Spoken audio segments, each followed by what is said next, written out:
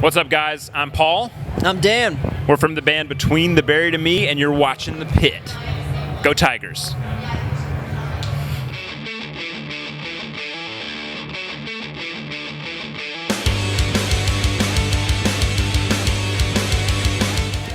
What's going on, everybody? Don here with The Pit Sports and Entertainment. Joining me right now is Paul, Dan from Between the Buried and Me. How you guys doing? Doing good. Thanks for having us. Appreciate it. Awesome.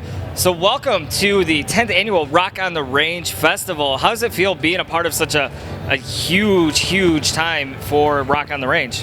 It is a massive festival, and for it to be sold out and to have been sold out in advance is pretty rad. We're pretty. We got a lot to do. Yeah, it's pretty cool, man. We're excited to be here. This festival is very lucky to have us. I'll just say.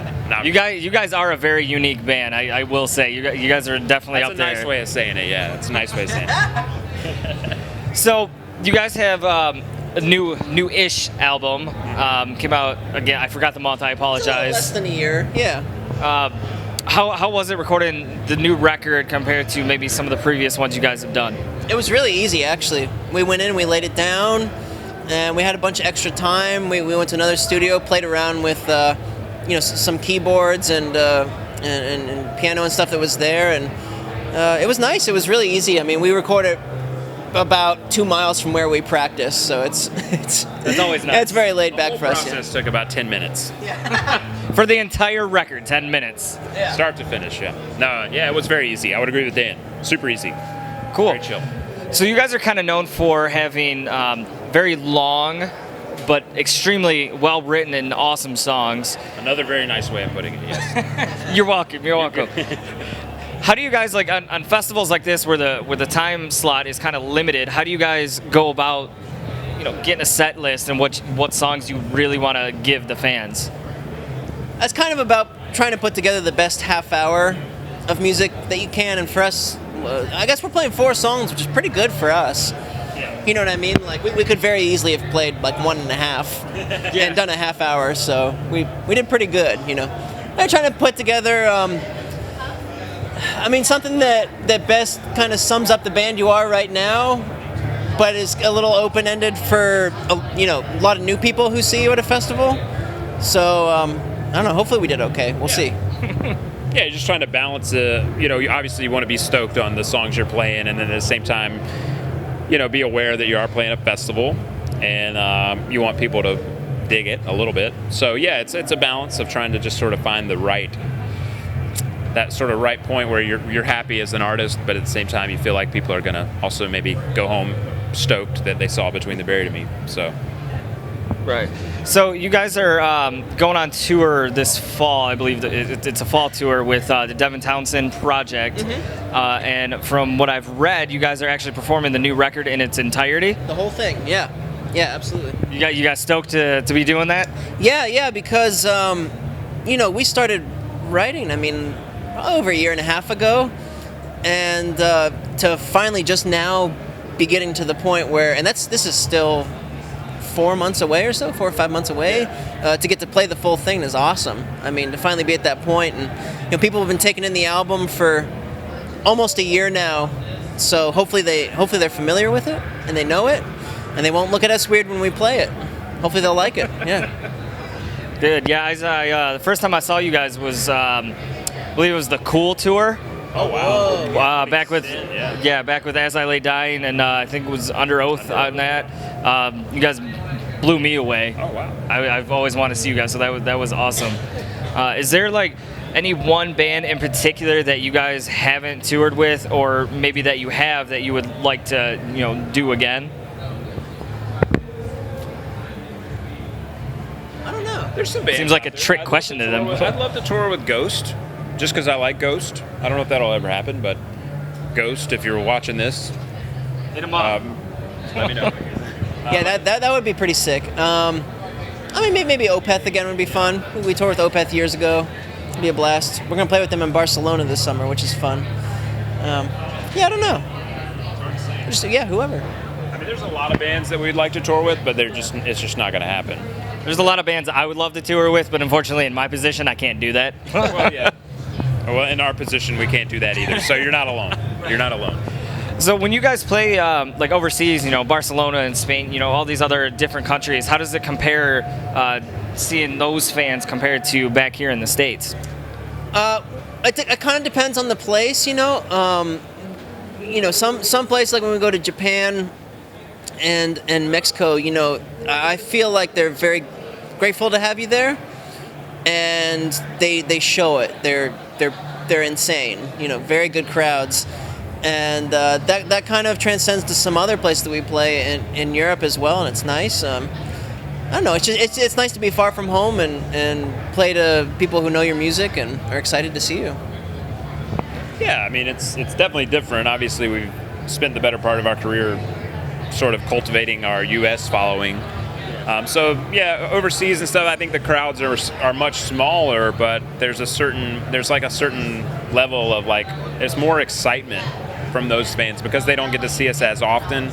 So they're just stoked that we're there, and they maybe show a little more appreciation, I guess, for us coming all the way. Yeah, they're very aware that we flew across an ocean or whatever to play for them. So that's kind of a cool feeling, to, like Dan said, you're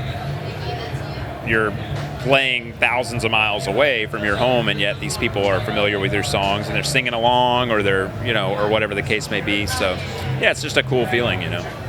Cool. So when you guys first came in, you saw that we were a sports and entertainment company.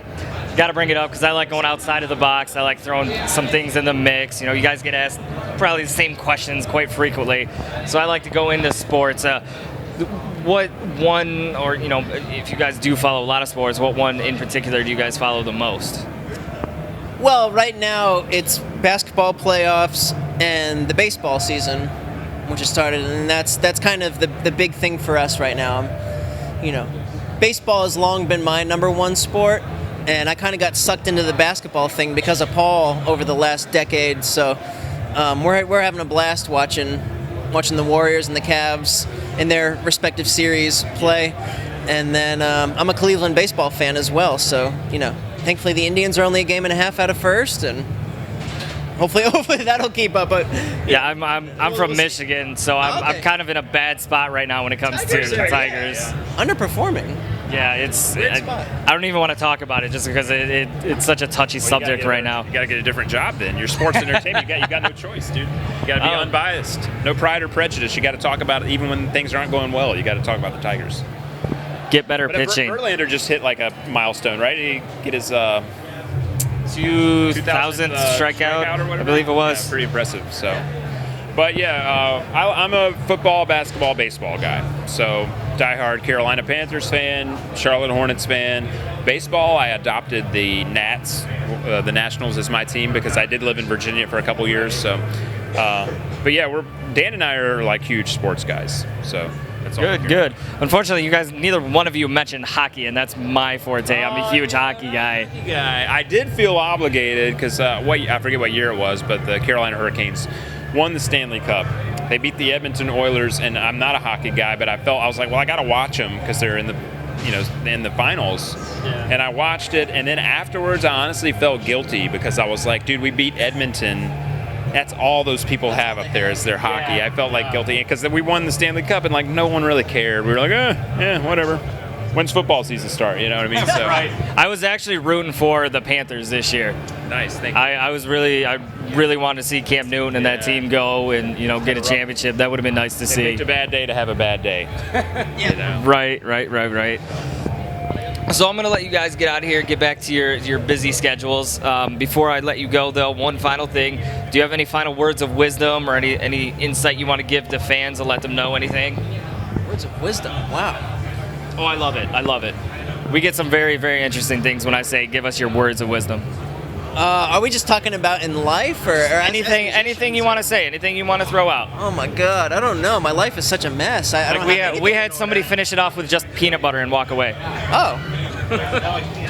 I don't know. What do you got, Paul?